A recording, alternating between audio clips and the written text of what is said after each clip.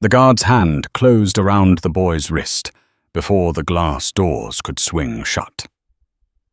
"Hey, you don't just walk in here," the man said, voice low, practiced, already bored with the outcome.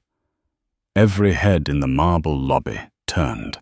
The boy froze. 14, maybe 15. Too thin for his height, jacket one size too big, sleeves swallowing his hands. His sneakers were clean, but old soles worn flat. He hadn't run. He hadn't rushed. He'd simply walked in like he belonged, and that was what made it worse. "I'm not here to take anything," the boy said. His voice didn't crack, but it sat tight in his chest. "I just need to check my balance." A ripple moved through the room. Not laughter. Not yet. More like the intake of breath before it. This was Harrington Vale Asset Group, Pittsburgh's oldest private wealth firm. Not a bank people wandered into by mistake. The air smelled like polished wood and quiet money. Soft shoes. Softer voices. The kind of place where problems were handled behind closed doors, and people like this boy were handled outside. The guard glanced toward the reception desk, waiting for permission to escalate. Behind the desk, Claire Donnelly straightened. Mid-40s. Perfect posture. Hair pinned back so tight it never moved. She had spent 2 decades mastering the art of polite refusal. This she knew instantly would require more than that. "Sweetheart," she said, not unkind. Not kind either. "This is a private office. Are you looking for the credit union down on Liberty?" The boy shook his head. Slow. Deliberate. "No, ma'am." The guard's grip tightened. "Not painful. A reminder." "Then you need to let go of me." The boy said, eyes still on Claire. "I was told to come here, told by who Claire asked." The boy reached into his jacket. The guard stiffened. "Easy," the guard warned. The boy pulled out a folded envelope. Thick, cream-colored. No logo on the outside. It had been opened and closed too many times. The creases were soft. He placed it on the counter. Didn't slide it. Didn't push it forward like an offering. Just set it down. "My mother," he said, "before she died." The room shifted again. Not sympathy. Not yet. Discomfort. Death always made wealthy rooms uneasy. It didn't belong with glass and marble. Claire didn't touch the envelope. "I'm sorry for your loss," she said automatically. Then firmer. "But this still isn't." "I know what it is," the boy interrupted. He swallowed. "I'm not asking to withdraw anything. I was told not to. I just need to know what's there." The guard looked at Claire. Claire looked past the boy. William Harrington had stopped walking. 56 years old, tailored charcoal suit, hair silver at the temples, not from age, but from careful grooming. He had built Harrington Vale into what it was now by reading rooms faster than other men read spreadsheets. He'd learned to spot fraud from posture desperation, from breath lies, from silence. He saw a poor kid who didn't know where he was. He also saw something else. Control. Not confidence. Control. The boy wasn't begging. He wasn't performing. He was standing still, letting the room judge him, and that unsettled William more than dirt ever could. William stepped closer. "What seems to be the problem?" Claire exhaled, relieved. "This young man says he has an account." William's mouth curved. Not cruel, amused. A man indulging a distraction before a meeting, an account he repeated, eyes flicking to the boy. "Here." "Yes, sir." William looked at the envelope. He didn't touch it either. "And you are Ethan Walker." The name landed without weight. No recognition, no pedigree. William nodded once. "Ethan. This firm manages assets for families with complex financial structures, trusts, holdings, intergenerational arrangements, that kind of thing. It's not unusual for people to misunderstand correspondence they receive after a death." Ethan didn't move. "I understand what a trust is." That earned him a look. A real one this time. William studied him more closely, the way his shoulders stayed square, the way his eyes didn't dart, the way he didn't fill the silence with explanation. "Do you?" William said. "Yes, sir. I also understand I'm not the owner. I'm a beneficiary. I was told that until I'm older, I don't make decisions. But I can ask questions." The guard's hand loosened. Just a fraction. Claire's fingers twitched. She reached for the envelope despite herself, then stopped waiting for William. William nodded. She opened it. Inside was not cash, not a card, not even a statement, just a single page, typed, signed, notarized. Instructions, clear, formal, legal. Claire read the first line, then the second. Her breathing changed. William noticed. "What is it?" he asked. Claire hesitated. "It's a directive," she said carefully. "From an estate attorney. It authorizes identity verification only. No transactions. No disclosures beyond confirmation of account status." William's smile thinned. "That's unusually specific." "Yes, sir." "And legitimate." Claire glanced at the signature. A name William recognized. Not famous. Worse. Reliable. Yes. William looked back at Ethan. The boy's jaw was set now. Not defiant. Braced. "Why today?" William asked. Ethan's eyes dropped for the first time. Not in shame. In calculation. "Because my sister has a hearing tomorrow," he said. "And I was told I needed to know what resources exist before then." Hearing for what, Ethan didn't answer right away.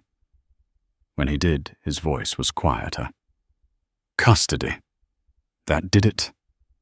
The amusement drained from William's face, replaced by something sharper. Not pity. Interest. He turned to Claire. "Verify him." "Sir, compliance will need." "I know what compliance will need," William said. "I also know when to move before they do. Run the identity check, limited scope. I'll take responsibility." Claire nodded. She keyed in the information Ethan provided.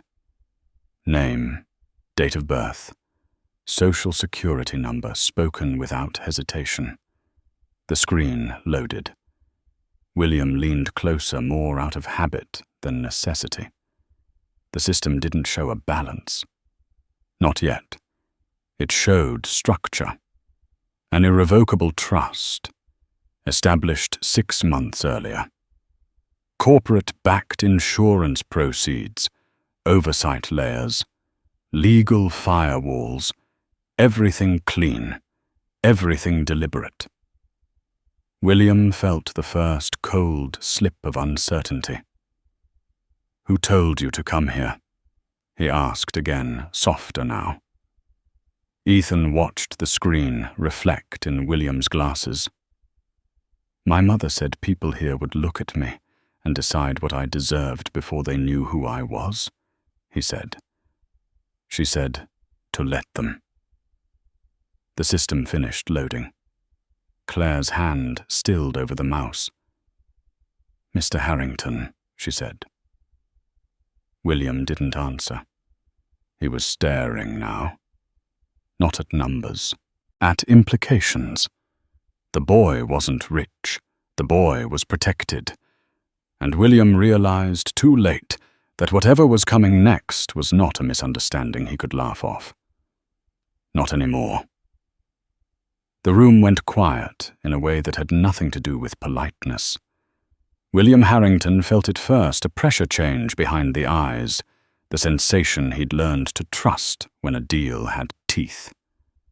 The screen hadn't shown a balance, not yet, but it had shown something rarer in his world intent. Layers built to resist interference.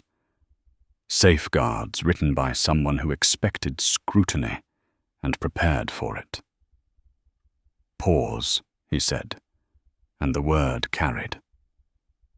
Claire's fingers lifted from the mouse as if it were hot. Ethan stood where he was, hands loose at his sides. His breathing was steady. He had expected resistance. He had not expected speed. William straightened. "You said custody. For your sister?" "Yes, sir." "How old is she? 9. And who's petitioning county services?" "Temporary placement." "They think I can't provide stability." Ethan swallowed, then added, "They're not wrong. Not yet." William nodded once. The honesty landed harder than bravado ever did. "You understand that what you're asking for here isn't money?" "Yes, sir. I'm asking for proof." "Proof of what?" "That my mother planned ahead." William glanced at Claire. Her face had gone pale in a professional way, the kind that never reached the lips. She was seeing it too now. The architecture, the patience. Someone had built this trust, knowing it would be tested by strangers with power. "Who was your attorney?" William asked. Ethan answered without hesitation. "Daniel Reeves. He met my mom at the plant after the accident. He said if she didn't want people to tear this apart later, it had to be boring, invisible, slow." William exhaled through his nose. "Reeves, of course. The man hated theatrics. He loved walls," Claire William said. "Call Samuel Brooks." She looked up. "Sir."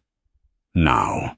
Samuel arrived 7 minutes later, moving with the unhurried confidence of a man who knew time would bend to him if he waited. 71 years old. Grey suit that had never been trendy and never would be. Eyes that had watched 3 recessions eat liars alive. He took in the scene without comment. The guard, the boy, the paused screen. "What do we have?" Samuel asked.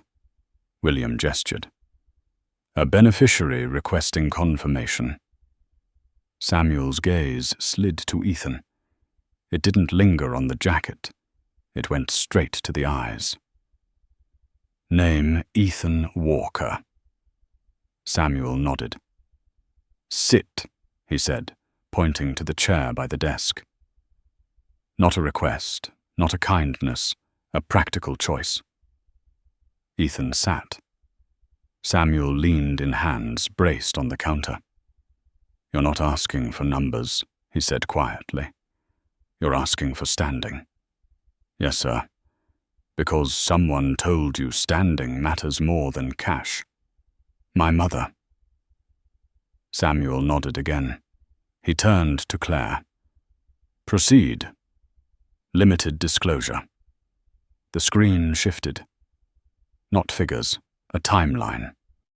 Dates, filings, court acknowledgements, everything in order.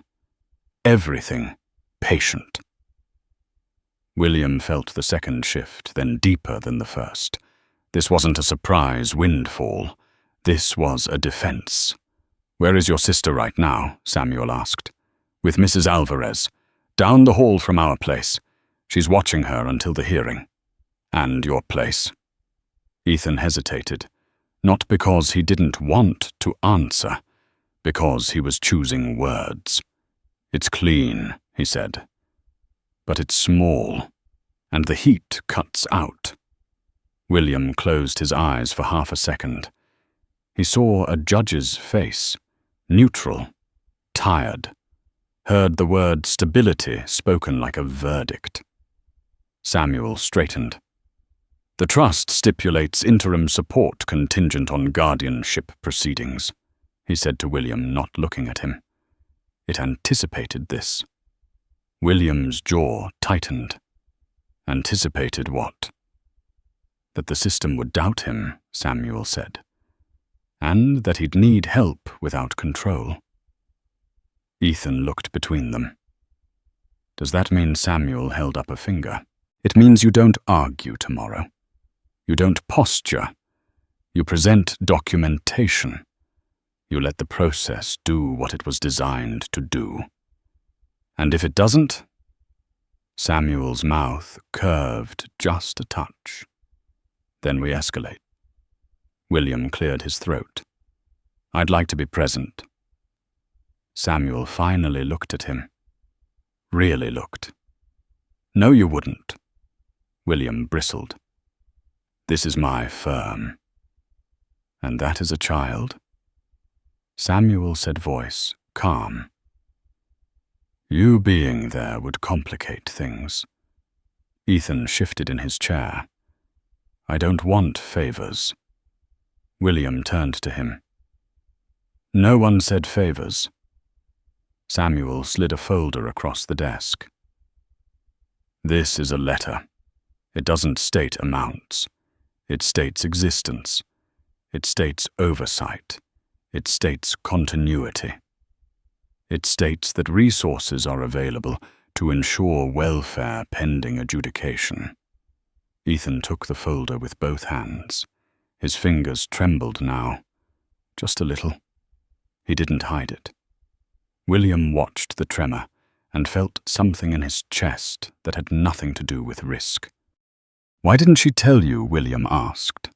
Ethan looked up. His eyes were dry. "She didn't want me to live like it was already over." Silence settled again, heavier this time. Samuel gathered the documents. "I'll have counsel coordinate with the county," he said. "You'll have a caseworker contact you before close of business." Ethan stood. He looked smaller now that the tension had shifted, like a storm that had passed, but left the air strange. "Thank you," he said. Samuel nodded. William opened his mouth, then closed it. The words he wanted didn't fit the room. As Ethan turned toward the doors, William heard himself speak. "Tomorrow," he said. "If they ask who's backing the trust, they'll ask where it's held." Ethan stopped. William continued, careful. "You can say Harrington Vale. That will mean something to them." Ethan considered this. "I don't want them to be afraid," he said. William met his gaze. "Neither do I." Ethan nodded once and left. The doors closed behind him. The lobby breathed again. William remained where he was. "He's not bluffing," he said. Samuel gathered his coat. "No. He's bracing. And you think the trust holds?" Samuel paused. It was built to. Claire finally spoke. "Sir," she said, "if word gets out, William cut her off. It won't." Samuel smiled thinly. That's optimism. No, William said. That's control. Samuel studied him for a long moment. Be careful, he said. Control is what you think you have right before it slips. William watched him go. He stood alone with the paused screen, the clean lines of a plan drawn by a woman he'd never meet. He imagined her at a kitchen table late at night, papers spread hands steady, because they had to be. He imagined the choice to make something quiet instead of loud. For the first time in years, William felt the edge of a verdict forming not in a court, but inside himself. And he knew with a clarity that left no room for comfort that whatever happened tomorrow would not be confined to a hearing room. The boy had come to check a balance. William had just discovered the cost of underestimating him. The courthouse hallway smelled like disinfectant and old paper, a smell that never changed no matter how many coats of paint the county added. Ethan sat on the bench with his hands folded back, straight, feet not quite touching the floor. He had worn his cleanest clothes. The jacket still didn't fit, but it was pressed. The letter from Harrington Vale rested in a manila folder on his lap, unopened since Samuel had handed it to him. He hadn't read it again. He already knew what it said. What mattered was who else would read it. Across the hall, a woman in a navy blazer spoke quietly into her phone. County services, mid-30s, efficient haircut, clipboard tucked under her arm like a shield. She glanced at Ethan, once then away, already filing him into a category she could manage. Mrs. Alvarez sat beside him, hands clasped tight in her lap. 62. Retired nurse. Soft voice. Steel spine. She leaned toward him. You doing okay, mijo? Ethan nodded. Yes, ma'am. You don't have to be brave for me. He looked at the floor. I know. A door opened at the end of the hall. A bailiff called a name that wasn't his. Time stretched thin and sharp. Ethan's thoughts kept circling one question he hadn't asked out loud. What if this didn't work? What if proof wasn't enough? His mother had trusted systems, courts, paper. He wanted to trust them, too. But trust was harder when the stakes had a face. The woman with the clipboard approached. Ethan Walker. He stood. The courtroom was smaller than he expected. No flags, no drama. Just a judge behind a desk worn smooth by elbows and years. Judge Eleanor Price, late 60s, glasses low on her nose. A woman who had seen enough stories to know when one was trying to sell her something. Sit, Judge Price said, gesturing. Ethan sat. Mrs. Alvarez beside him. The county representative took her place across the aisle. We're here to determine temporary guardianship for Lily Walker, the judge began. Given the recent death of the parent and the age of the minor sibling, the court must assess stability resources and continuity of care. Ethan listened. He didn't interrupt. He didn't fidget. He had learned long ago that adults talked more when children stayed quiet. Ms. Keller, the judge, said, addressing the county representative. Your position. Ms. Keller stood. Your Honor, while we sympathize with Ethan's circumstances, he is 14 years old. He has no legal guardian, no steady income, and lives in housing that does not meet minimum standards. We recommend temporary placement while a long-term solution is evaluated. Judge Price nodded. Mr. Walker. Ethan rose. His heart thudded once hard, then settled. "Your Honor," he said, "I'm not asking to be her guardian forever. I'm asking for time. My mother prepared for this. I need the court to see that." "And how did she prepare?" the judge asked. Ethan opened the folder. The paper inside felt heavier than it should have. He handed it to the bailiff, who passed it forward. Judge Price read. Slowly. Her expression didn't change, but her eyes sharpened. Ms. Keller leaned forward. "Your Honor, with respect, this letter does not disclose amounts. It does not guarantee liquidity. We cannot base placement on assumptions of future support." Judge Price looked up. "Ms. Keller, this letter confirms an irrevocable trust held by a federally regulated institution with court-acknowledged oversight. That is not an assumption." Ms. Keller hesitated. "We still need assurance of immediate stability." Judge Price turned back to Ethan. "Where do you live now?" Ethan answered plainly. "A one-bedroom apartment. The heat goes out sometimes. It's clean. Mrs. Alvarez helps." Judge Price nodded.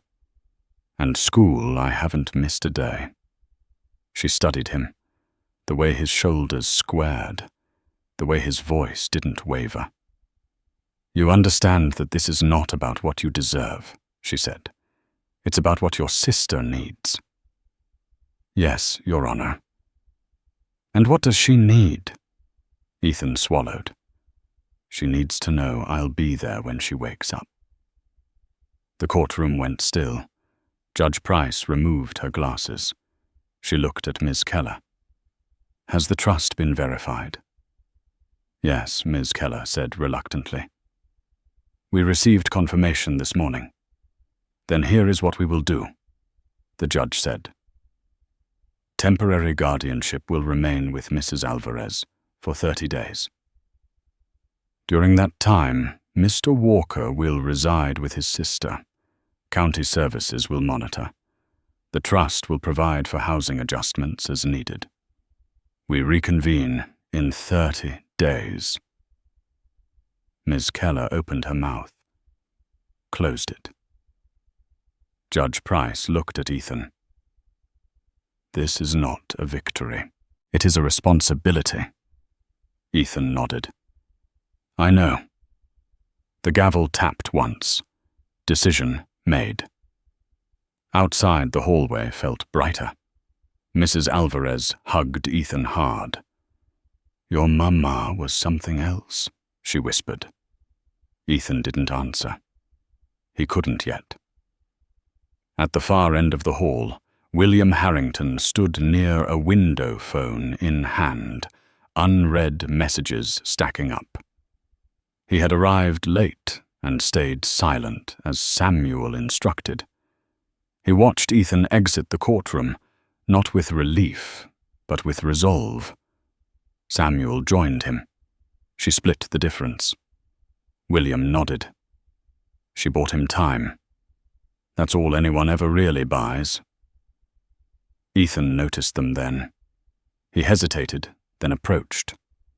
"It worked," he said. "Not triumph. Confirmation." Samuel smiled. "For now." William cleared his throat. "Your sister stays with you?" "Yes, sir." "And housing?" Ethan shrugged. "We'll manage." William looked at Samuel. Samuel raised an eyebrow, warning him.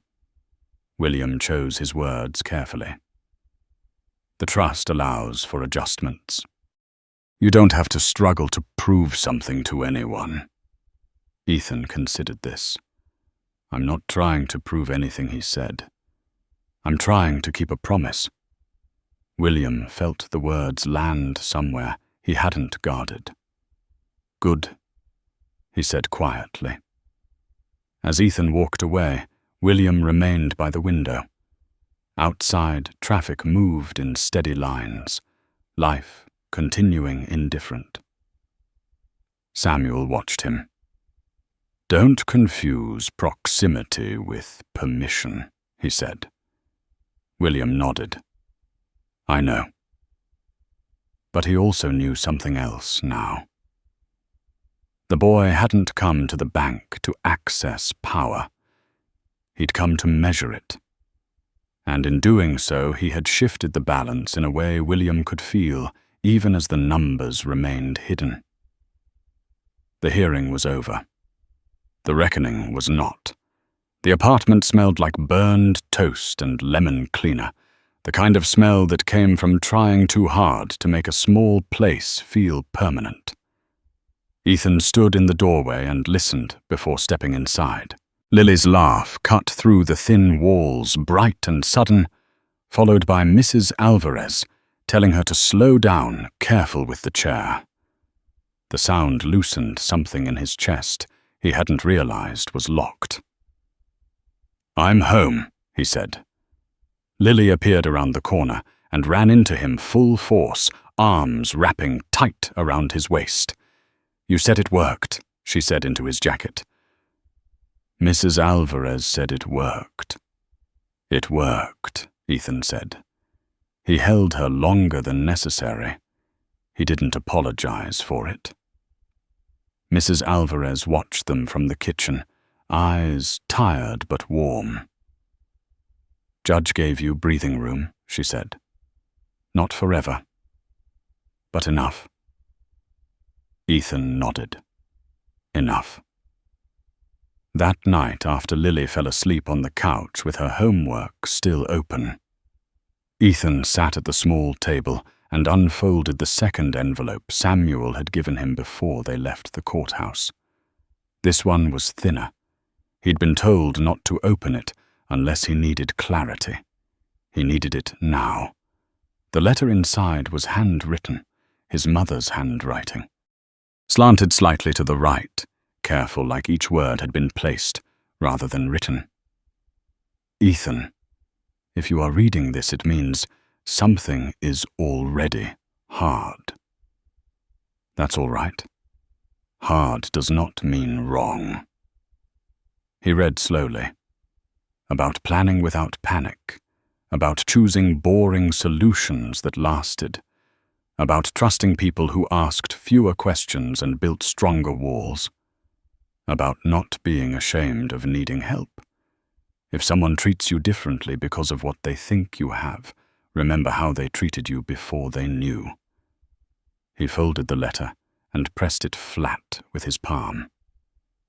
The room was quiet, except for Lily's breathing and the distant hum of traffic.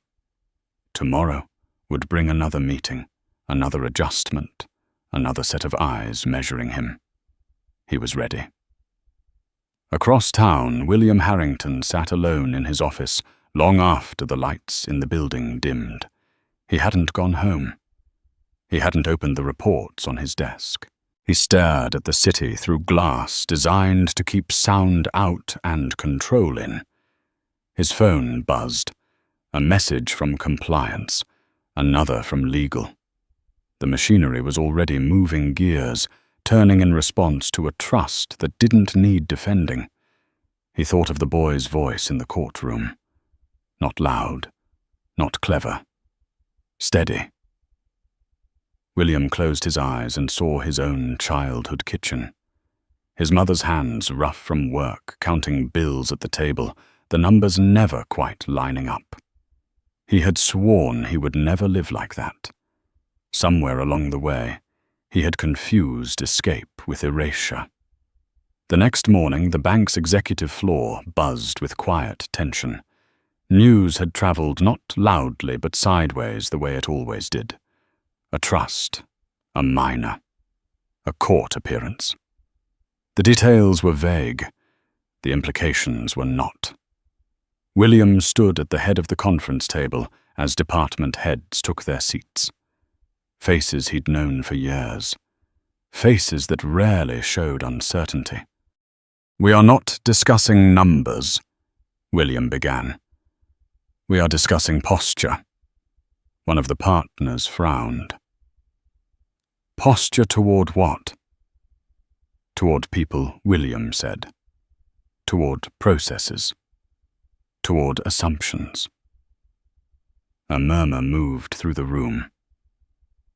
We handled a trust yesterday that reminded me something. He continued. We are very good at protecting assets. We are less good at protecting dignity. That ends now. A silence followed heavier than disagreement. This is not a moral pivot, William said. It is a structural correction. Effective immediately, trust beneficiaries under 18 will be assigned a senior advocate not tied to performance metrics. County coordination will be proactive, not reactive. And no one under my authority will ever again laugh at a person standing in this building asking for clarity. One partner leaned back. Are we anticipating exposure? William met his gaze. We are anticipating reality. After the meeting, Samuel waited until the others filed out. You moved faster than I expected, he said. William shrugged. I'm tired of being surprised by things I should have seen coming. Samuel studied him. Careful. This is how men convince themselves they're changing when they're really just redirecting control. William didn't bristle this time. Maybe he said. But it's a start. That afternoon, Ethan walked Lily home from school. She talked non-stop about spelling tests and a class pet, and how Mrs. Alvarez said they might get a bigger table if the heat got fixed. Ethan listened, nodding, anchoring each detail. At the corner, a black sedan idled. He stiffened. William stepped out slowly, hands visible.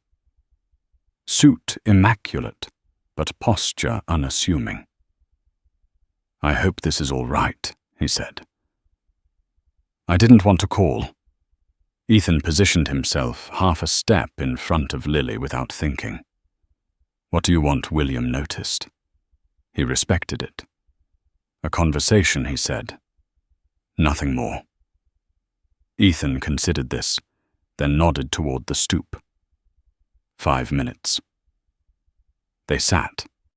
Lily watched from the doorway, curiosity warring with caution. I'm not here as the bank, William said. I'm here as someone who owes you honesty. Ethan waited. I underestimated you, William said. Not because of your clothes, because of my habits. That sounds like your problem, Ethan said. William smiled faintly. It is. He took a breath. The trust will cover adjustments to your living situation. That's not charity. That's function. If you choose to use it, no one will question you. Ethan looked at the peeling paint on the doorframe. And if I don't, then you will still have advocates, William said. Because that's what your mother built. Ethan glanced at Lily, then back. You don't get to be part of this because you feel bad. William nodded. Agreed. So why are you here? William answered without hesitation. Because I don't want to be the kind of man your mother planned around. The words hung between them.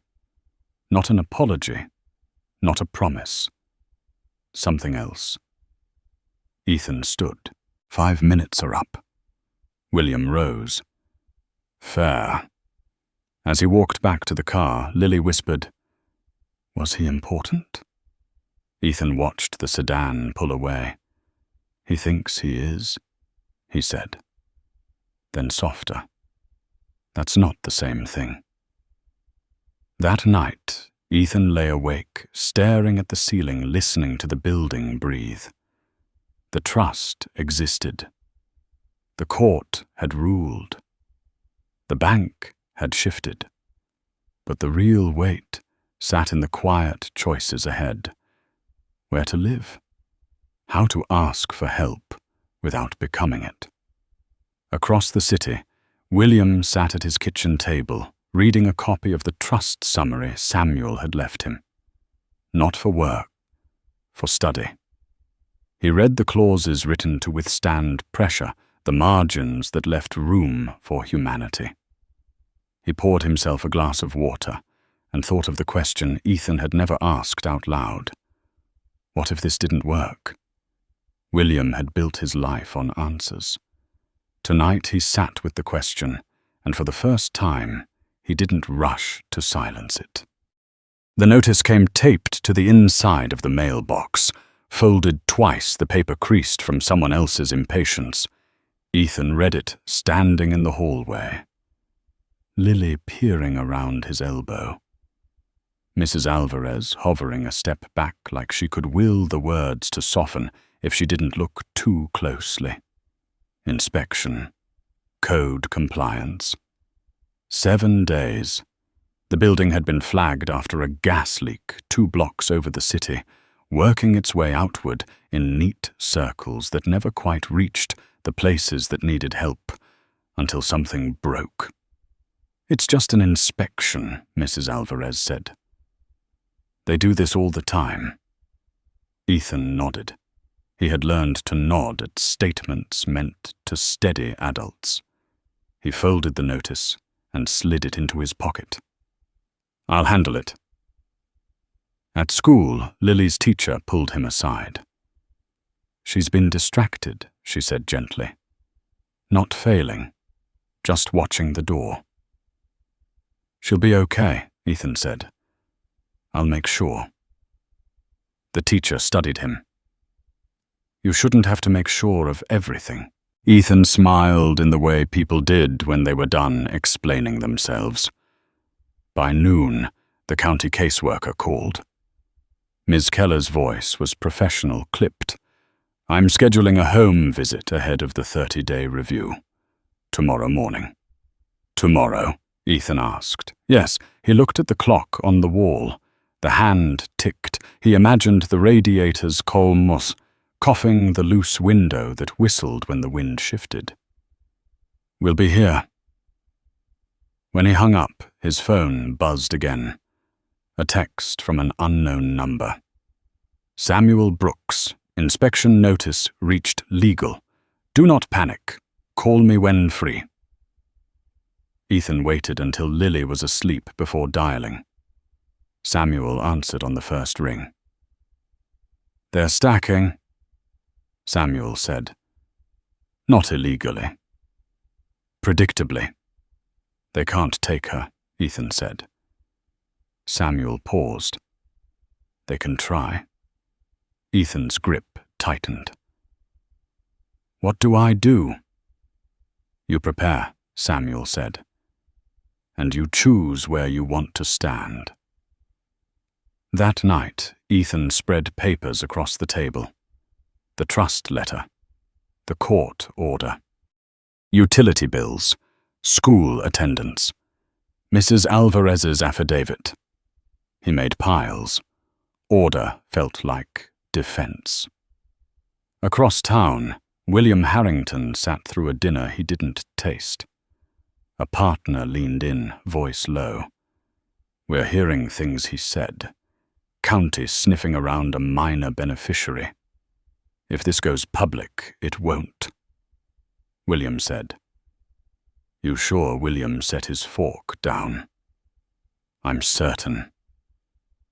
Back at the apartment, the inspector arrived early, shoes scuffing the tile like a warning. He was young, nervous, already overwhelmed. "Gas valves," he said. "Windows. Heat." Ethan followed him room to room, answering questions plainly. When the man frowned at the heater, Ethan didn't flinch. "We've reported it. Ticket numbers on the fridge." The inspector blinked. "Most people don't keep ticket numbers." Ethan shrugged. "We do." Ms. Keller arrived next, clipboard pristine. She smiled at Lily, knelt to her level. "How are you feeling?" Lily glanced at Ethan. "Fine." Ms. Keller straightened. "Walker, we need to discuss contingency placement." "No," Ethan said. She paused. "Excuse me." "No," he repeated. "We can discuss contingencies after you review the documentation." Ms. Keller's mouth tightened. "You're 14. "And I'm represented," Ethan said, handing her Samuel's card. Silence stretched. Mrs. Alvarez held her breath. Ms. Keller took the card. "We'll reconvene." When she left, the apartment felt smaller, like it had exhaled and not refilled. Lily tugged Ethan's sleeve. "Are we okay?" Ethan knelt. "We are." That afternoon, Samuel called again. "They're testing your edges." "Then they should test the right ones," Ethan said. Samuel smiled on the other end. "You sound like your mother." At Harrington Vale, William convened compliance and legal.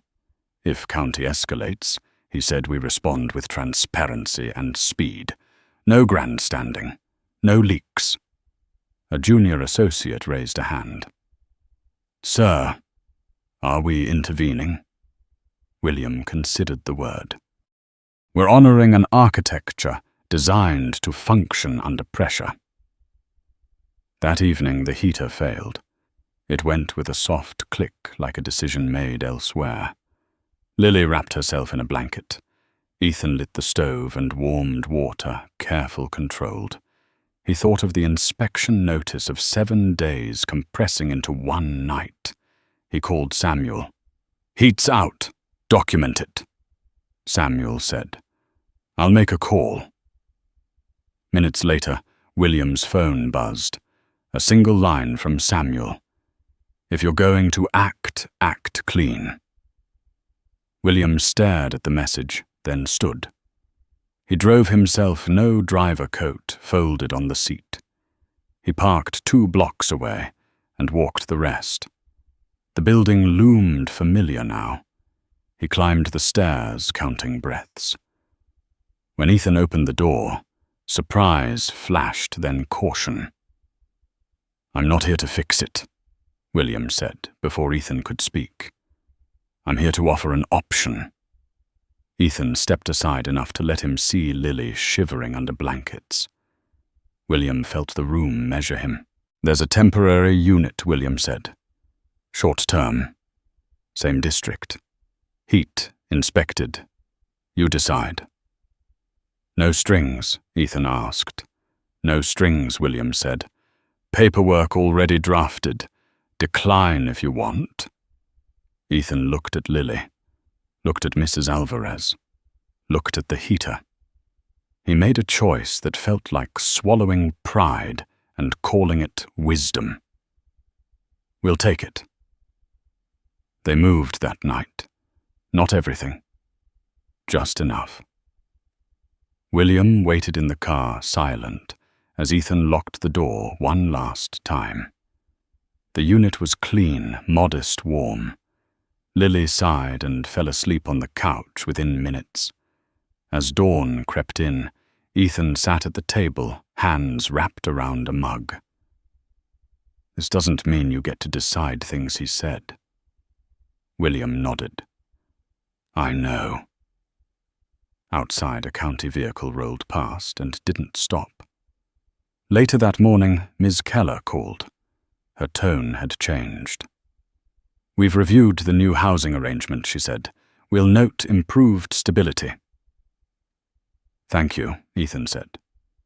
When the call ended, he didn't celebrate. He made a list. Across the city, William watched the news scroll in silence. Nothing about trusts. Nothing about hearings. He turned the sound off and thought of the boy at the mailbox folding a notice with steady hands. The inspection would pass. The review would come. The system would keep pushing. Ethan closed his notebook and looked at Lily sleeping warm at last. He had checked his balance in ways that mattered and found it uneven but holding. The pressure wasn't gone. It had simply changed shape. The first letter arrived without a return address, slid under the door like it didn't want to be seen. Ethan found it when he came back from school. The paper stiff, expensive, folded once. He didn't open it right away. He set his bag down, checked on Lily, listened to the quiet hum of heat that actually worked. Only then did he sit at the table and break the seal. It wasn't from the county. It wasn't from the bank. It was from a law firm he recognized from the news. Corporate litigation. High-profile clients. The kind of firm that never wrote to 14-year-old boys unless something had gone wrong. The letter was polite. Too polite. It referenced potential concerns regarding fiduciary influence and the appearance of undue pressure on a minor beneficiary. It requested a meeting, voluntary. For now. Ethan read it twice. His pulse stayed even. His mother had taught him how to read between lines, long before she taught him how to multiply fractions. Someone was pushing back. He folded the letter and placed it beside the others. Then he did his homework. Math first. Then history. He waited until Lily was asleep before calling Samuel. "This is new," Samuel said after a pause, "but not unexpected." "They think I'm being controlled," Ethan said. "They're testing whether you can be." "By who?" Samuel exhaled. "By the firm. By William. By anyone with proximity." Ethan stared at the table. "I didn't ask him to do anything." "I know," Samuel said. "That doesn't matter. Optics matter." "So what do we do?" "We let them see you stand alone," Samuel said. "And we make sure you actually are." The meeting was scheduled for the following week, downtown glass tower, neutral ground. Ethan wore the same jacket, pressed, clean. He sat in the chair across from two attorneys who smiled like dentists. "We're just trying to ensure your interests are protected," the older one said. Ethan nodded. "They are. Do you feel pressured by any representative of Harrington Vale Num? Do you understand the scope of your trust?" "Yes." "Who explains it to you, my attorney?" "And Mr. Harrington." Ethan met his eyes. "He doesn't." The younger attorney leaned forward. "You're very composed." Ethan didn't respond. Afterward, he walked home instead of taking the bus. He needed the time. The city moved around him, people rushing past with problems that had nothing to do with his.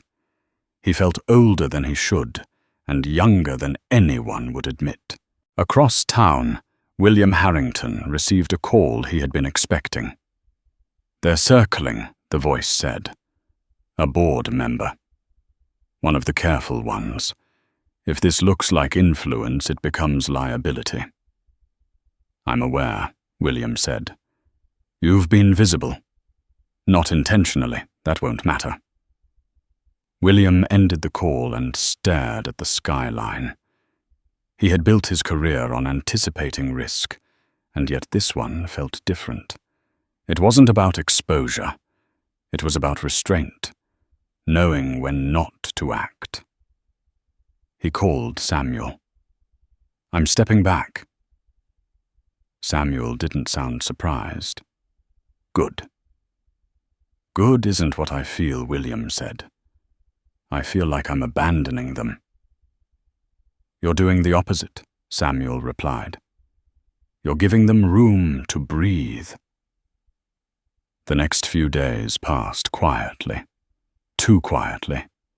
Lily came home with a drawing of their new apartment.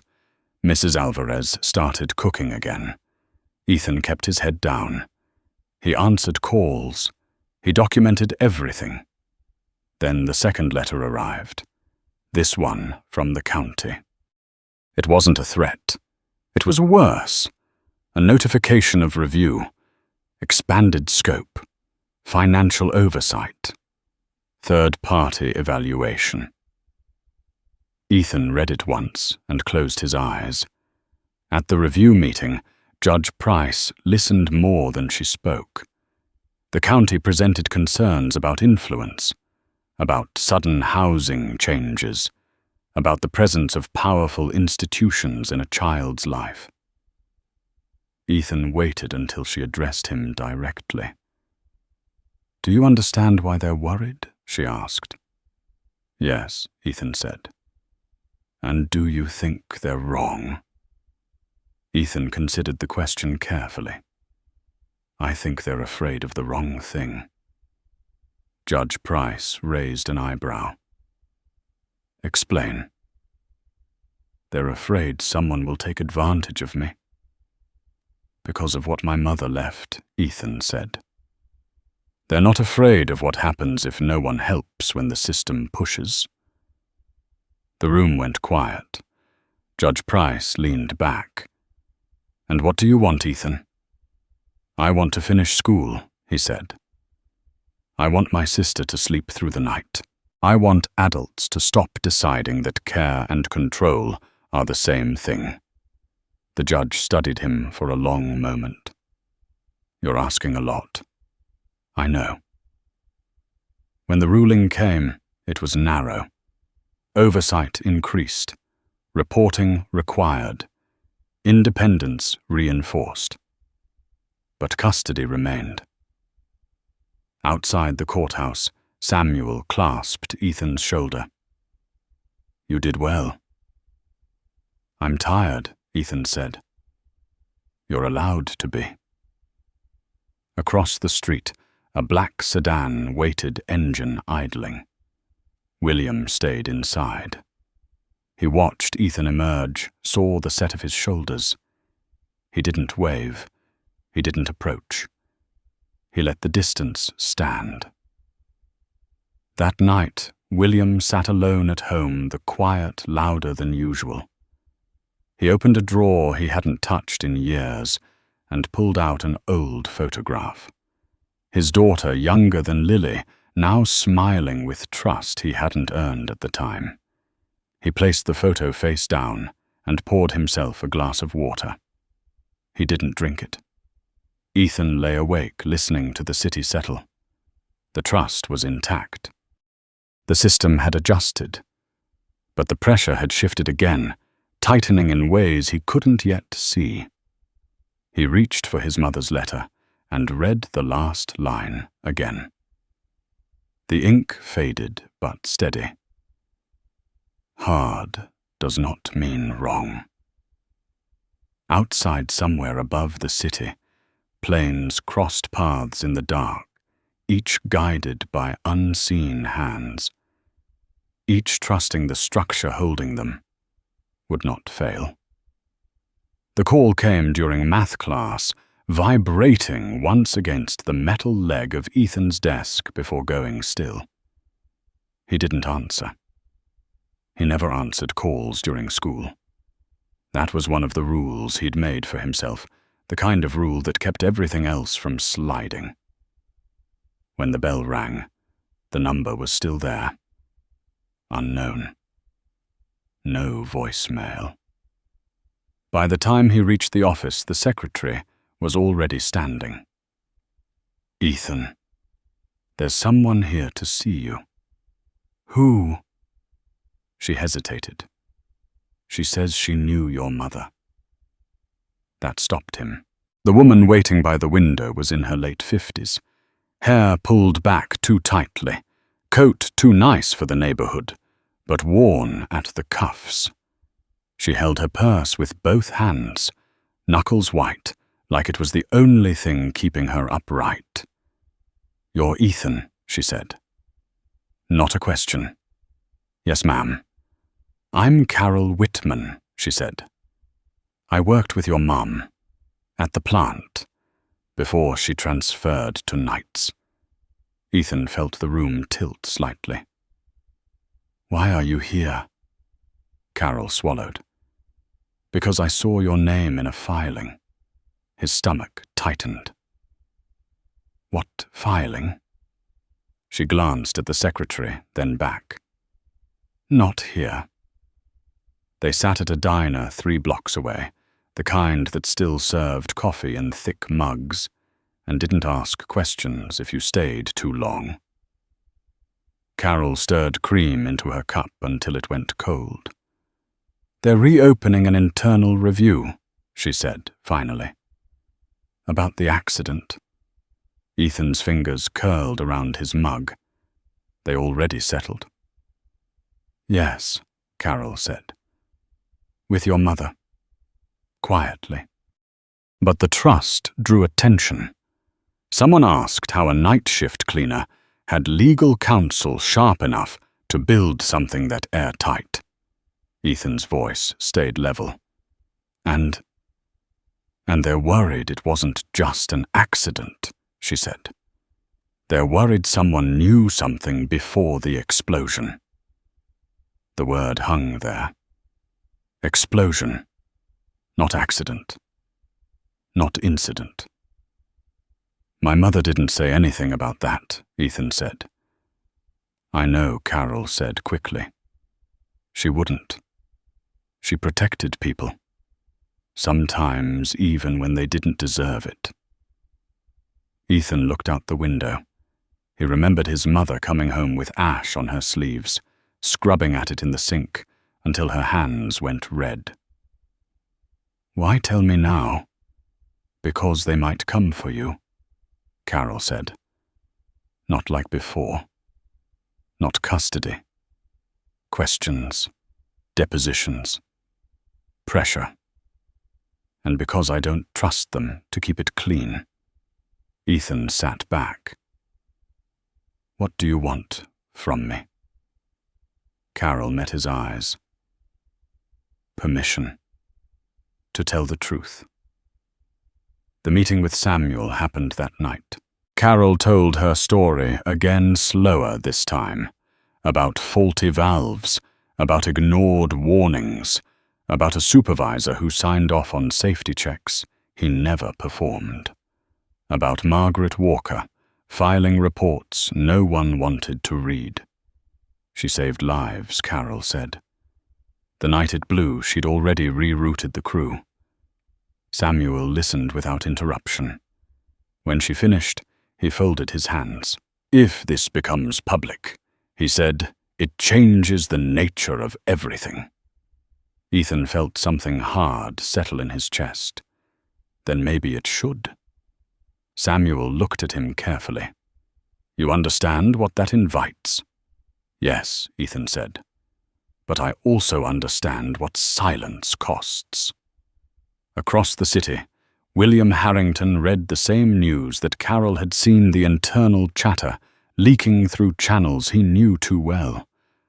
Corporate risk teams waking up. Legal departments sharpening knives. He closed the file and leaned back. This wasn't about money anymore. It never had been, not really. It was about liability. About whose version of the past would survive. He called Samuel. They're moving, he said. Yes, Samuel replied, and Ethan is considering letting them. William closed his eyes. He's 14.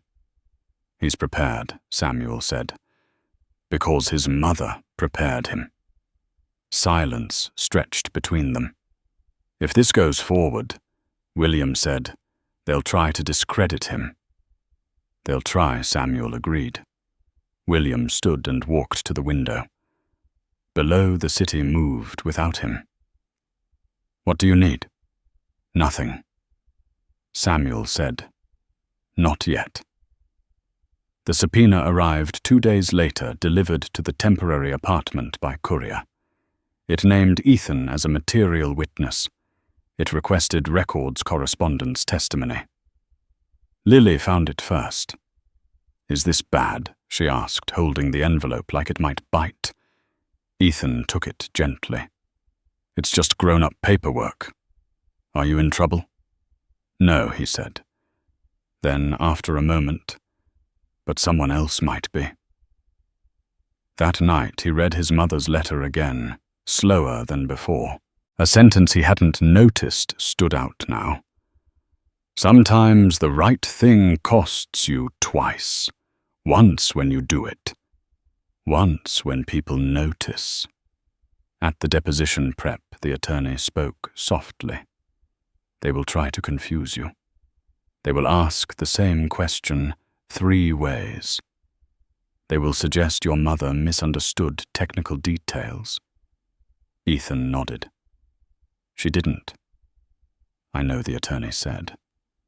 "But knowing and proving are different." When William heard about the subpoena, he did something he hadn't planned to do again. He went to the courthouse, not to intervene, to observe.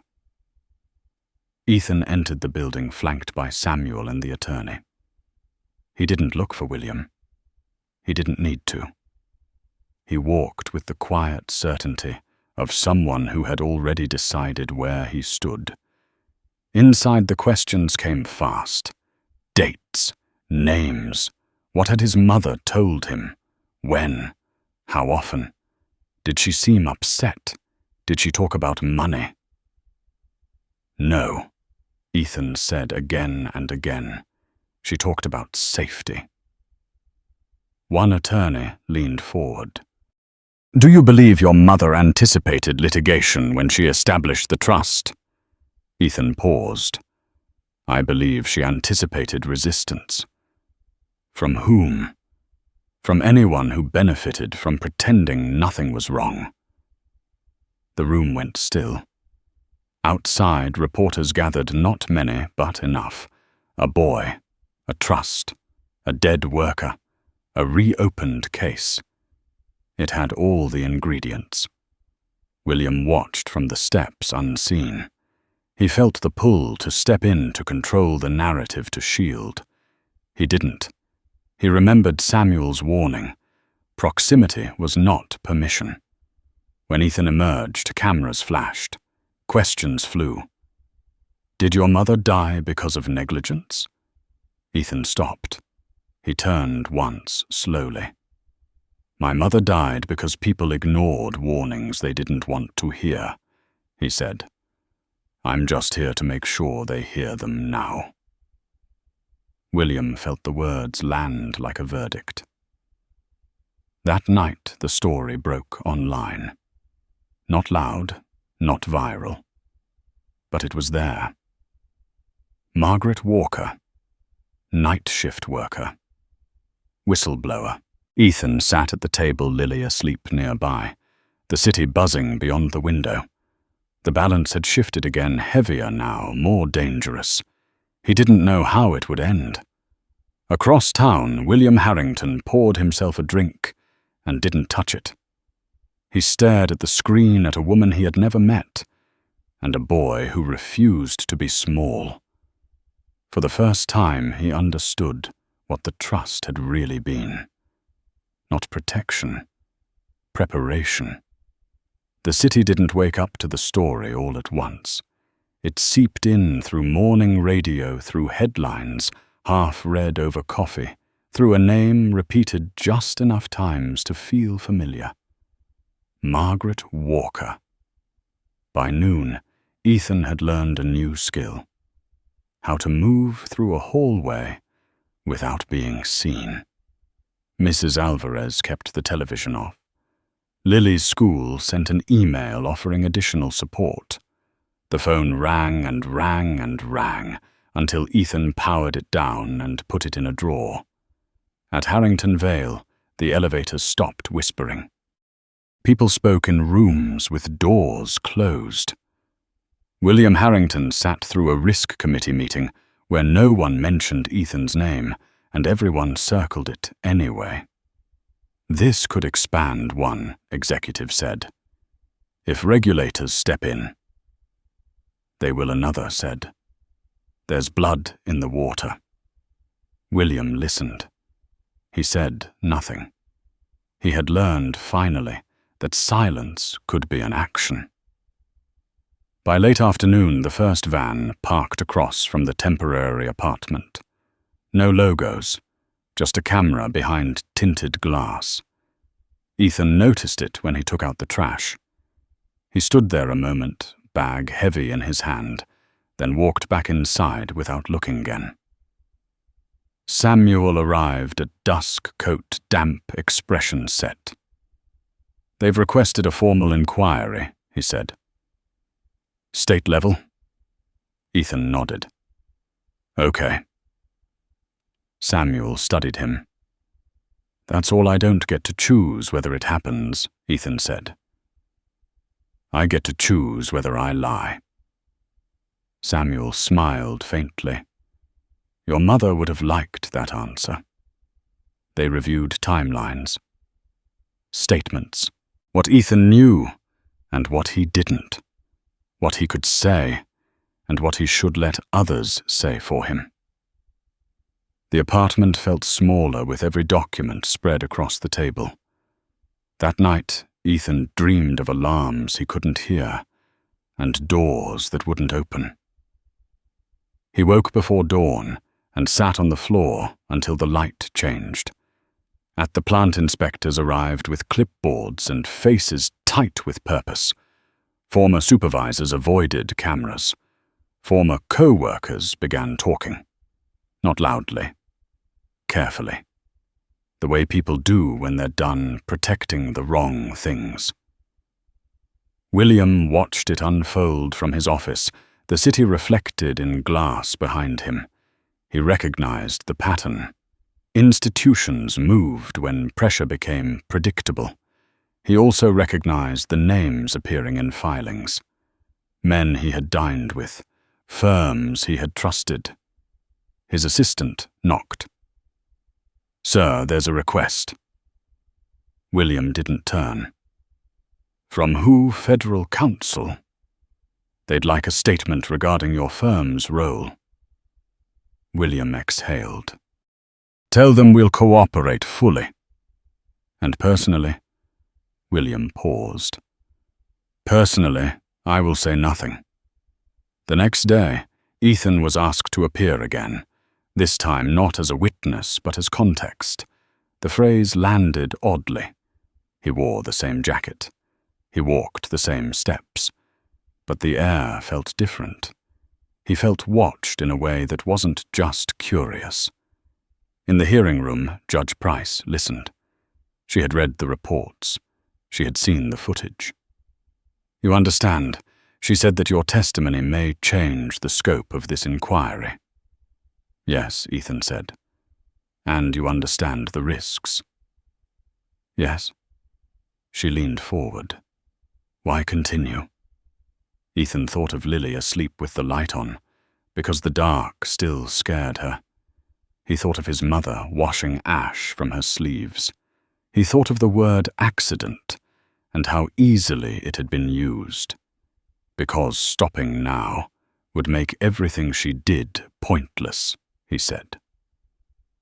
Judge Price nodded. That will be all. Outside, the press surged. Ethan didn't stop this time. He walked through head-up words already spent. That evening, a package arrived at the apartment. No return address. Inside, a framed photo. His mother at the plant helmet on, smiling tiredly. A note on the back in handwriting he didn't recognize. She made us safer. Thank you for reminding them. Ethan sat with it for a long time. Across the city, William attended a dinner he could not cancel. The conversation was brittle laughter, too sharp. Someone leaned in. You're awfully quiet these days. William met his eyes. I'm listening. The man chuckled. to what William didn't answer. The inquiry widened. Names fell away from boards. Statements were revised. The word negligence replaced accident in careful increments. Through it all, Ethan stayed in school. He walked Lily home. He made dinner. He answered his attorney's calls and ignored the rest. One afternoon, Lily asked, "Is Mom famous?" "Now." Ethan smiled small. "She's being heard." At Harrington Vale, a decision waited. William stood alone in the boardroom and looked at the city. He thought of control, of proximity, of the distance he had kept, because it was the only honest thing left to do. He called Samuel. "I'm ready." "For what?" "To stop pretending neutrality is enough." The press conference was scheduled for the next morning. Not announced, not promoted. It didn't need to be. William stood at the podium and spoke plainly. He acknowledged the trust. He acknowledged the inquiry. He acknowledged the systems that had failed because people like him had learned to look away. "I will not speak for the family," he said. "I will not center myself in their story. I will say this when institutions benefit from silence. Silence becomes complicity." The room shifted. At the apartment, Ethan watched on a muted screen. He didn't trust speeches. He trusted patterns. When it ended, he turned the television off. The city held its breath. That night, Ethan sat at the table with his mother's letter open beside the photo. He traced the frame with his finger and thought of balance. Not money. Not power. Weight.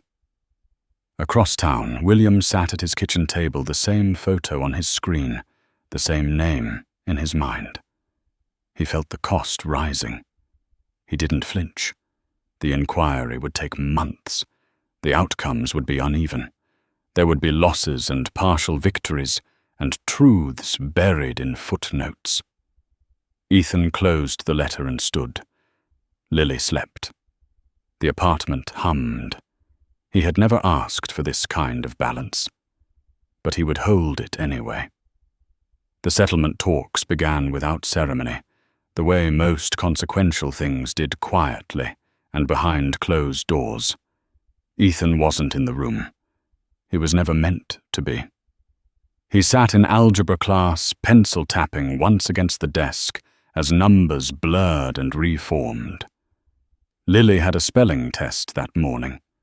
Mrs. Alvarez had left soup warming on the stove. Life insisted on its ordinary rhythms, even as something heavy shifted beneath it. At the state building, attorneys spoke in measured tones.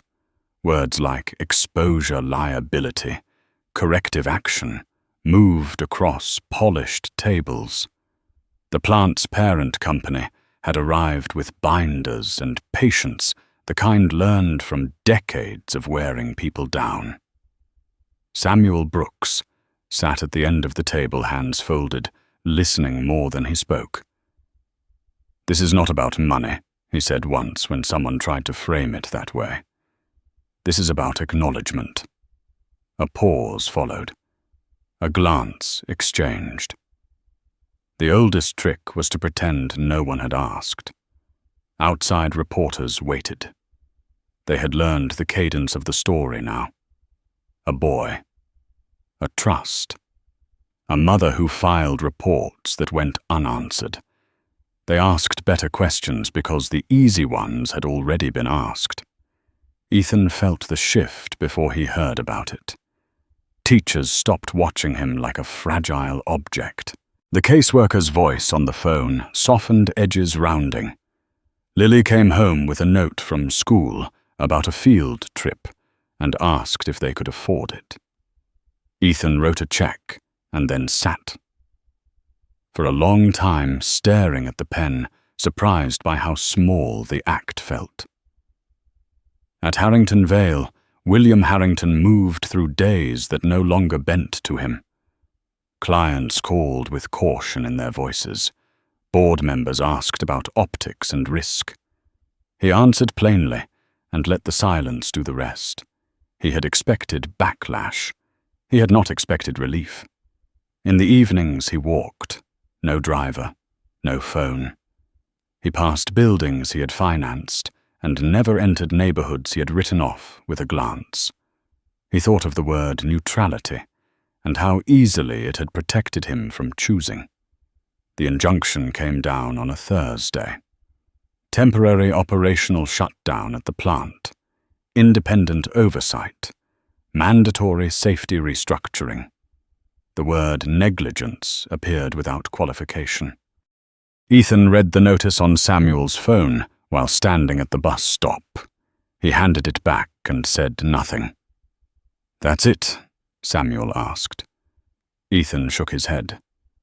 "It's part of it. The parent company requested a private meeting. Not with Ethan, with his counsel, with Samuel, with the state. They wanted closure. They wanted to limit bleed. They'll offer a public acknowledgement," Samuel told Ethan later. "They'll fund a safety program. They'll write checks." "And my mum?" Ethan asked. Samuel didn't answer right away. "They'll name her." The word landed harder than any number could have. The announcement came the following week. A press release, carefully worded. Margaret Walker was cited for early reporting that contributed to improved outcomes. A plaque would be installed, a fund established in her name to support worker safety training. Ethan watched the coverage alone. Lily was at a sleepover. Mrs. Alvarez was visiting her sister. The apartment was quiet enough to hear the refrigerator cycle. They didn't say whistleblower. They didn't say ignored. They didn't say preventable. But they said her name. At the unveiling, Ethan stood back as people spoke. He listened to executives talk about lessons learned. He listened to a union rep talk about vigilance. When the cloth fell away and the plaque caught the light, he felt something ease in his chest that had been tight for months. Afterward, a woman approached him. Older. Hard eyes softened by grief. "She worked with my son," she said. "He came home safe because of her." Ethan nodded. She did that. At Harrington Vale, William received a call he hadn't expected. His daughter, she spoke first. "I saw the plaque," she said. "I thought of you." William swallowed. "I thought of you too." A pause. Not uncomfortable. "Careful. You're different," she said. "I'm trying to be," William replied. "That counts," she said. Then quieter. "For something." The County Review concluded without fanfare. Custody confirmed. Oversight maintained. The file closed with a stamp that felt both final and inadequate. Ethan and Lily moved again, this time by choice. A small house closer to school. A yard that needed work. A fence that leaned but held. They planted tomatoes. Lily named each one. The trust remained untouched beyond what was necessary. It sat patient and boring, doing what his mother had designed it to do. Protect without noise. One evening, William visited. He stood at the edge of the yard, hands in pockets, waiting to be acknowledged. Ethan noticed him and walked over. "I won't stay long," William said. "Okay. I wanted you to know." William continued the board-approved changes. Independent reporting channels. Real ones. Not slogans. Ethan nodded. "Good." William hesitated.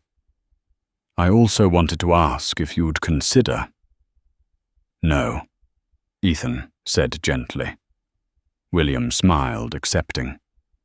"I thought so." They stood in silence, watching Lily chase a dog that wasn't theirs.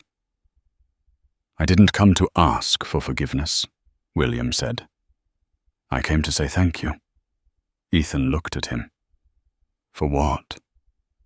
"For not letting me stay comfortable," William replied.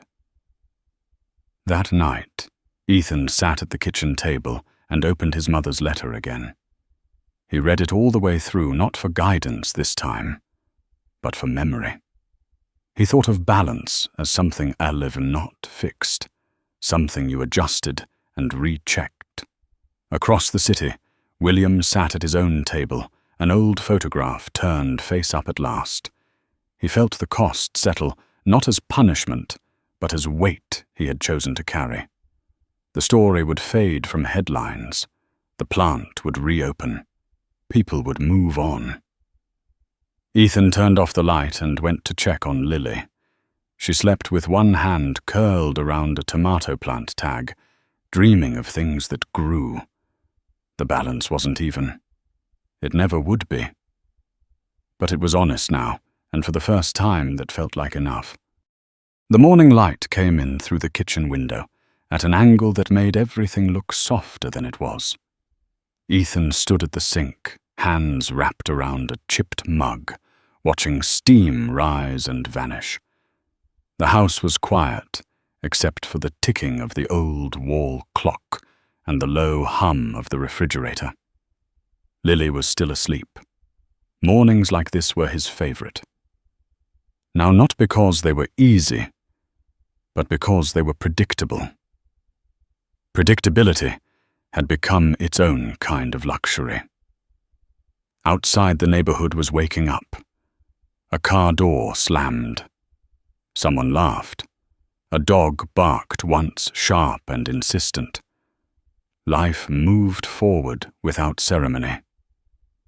3 months had passed since the plaque, since the headlines had thinned and then disappeared, since the trust had stopped being whispered about and returned to being what his mother had intended: invisible scaffolding. The inquiries were closed. The oversight remained. The weight had not vanished, but it had settled into something he could carry. Ethan rinsed the mug and set it upside down. He checked the calendar on the fridge. School, Lily's doctor appointment, Mrs. Alvarez coming by for dinner. The list was ordinary. He liked it that way. When Lily came into the kitchen, hair still tangled from sleep, she went straight to the window. "The tomatoes are getting big," she said. "They are," Ethan replied. "You did that." She smiled, proud in a way that didn't need approval. She poured cereal, careful not to spill. "Mrs. Alvarez says Mom would like this place." Ethan nodded. He believed that. The house wasn't impressive. The fence still leaned. The floor creaked. But it held warmth. It held mornings. At Harrington Vale, William Harrington sat alone in a conference room that no longer felt like a command center. The table was the same. The chairs were the same. But the way he occupied the space had changed. He no longer sat at the head by default. He listened more than he spoke. It was not humility, exactly. It was recalibration. A report lay open in front of him. Not financial, cultural. Turnover had dropped. Anonymous complaints had risen, then fallen. People were speaking earlier. Quieter problems were being addressed before they grew teeth.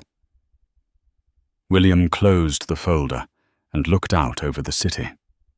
He thought of how often he had mistaken control for clarity. He thought of the boy at the reception desk standing still while the room decided who he was allowed to be. His phone buzzed. a message from his daughter. Just a photo. Her at a cafe table, sunlight on her face, a mug lifted in a small toast. No caption. None needed. William smiled. Not broadly. Enough. That afternoon, Ethan walked Lily home from school. She skipped ahead, counting cracks in the sidewalk. Neighbors waved now, not because they knew his story, but because he had been there long enough to be familiar. Familiarity was a kind of safety too. At the corner, they passed a newsstand. A magazine cover caught Ethan's eye. Not his mother's name. Not the plant. A different story. A different outrage. The world had moved on, as it always did. At home, Ethan pulled a folder from the drawer and added a new document. Utility bill. Paid. He labeled it neatly and slid it into place. He was learning how to measure progress in inches instead of leaps. That evening, Mrs. Alvarez arrived with a pot of soup and stories about people Ethan barely knew, but somehow cared about anyway. They ate together at the small table, laughter puncturing the quiet. Lily talked about a school project. Mrs. Alvarez talked about her sister. Ethan listened, anchoring the night. Later, after Lily was asleep and the dishes were done, Ethan stepped out onto the porch. The air was cool. The stars were faint but present. He thought about balance again, the word that had started everything. Not numbers, not accounts. Balance as in weight, as in responsibility, as in choosing where to stand when the ground shifted. He had not become powerful in the way people imagined. He had become accountable. To his sister. To his mother's memory. To the truth, even when it complicated things. Across town, William Harrington stood in his kitchen, sleeves rolled up, trying and failing to fix a leaky faucet. He laughed at himself quietly and turned off the water content to call a plumber in the morning. He no longer felt the need to prove competence in every small thing. That too was new. He thought of Ethan not as a symbol, not as a lesson, but as a person who had refused to be reduced. William had learned late, but sincerely, that dignity was not something you granted. It was something you recognized. The city settled into night. Windows darkened. Traffic thinned. Somewhere, a plane crossed overhead, guided by systems built to keep it steady in unseen air. Ethan checked on Lily one last time. She slept with the window cracked, breathing slow and even. He turned off the hall light and paused, hand on the switch, listening to the house hold itself together. This was the part no one filmed. No cameras, no courtrooms, no statements, just continuity. Just care. He went to his room and sat on the edge of the bed. On the desk lay his mother's letter, folded and refolded until the creases had softened. He didn't open it tonight. He didn't need to. Its words had already done their work. The balance was not perfect. It never would be. But it was real, and it was enough. If this story stayed with you, if it reminded you that dignity can be quiet and courage can look ordinary, take a moment to like and subscribe and share your thoughts below with 3 words. Human dignity matters.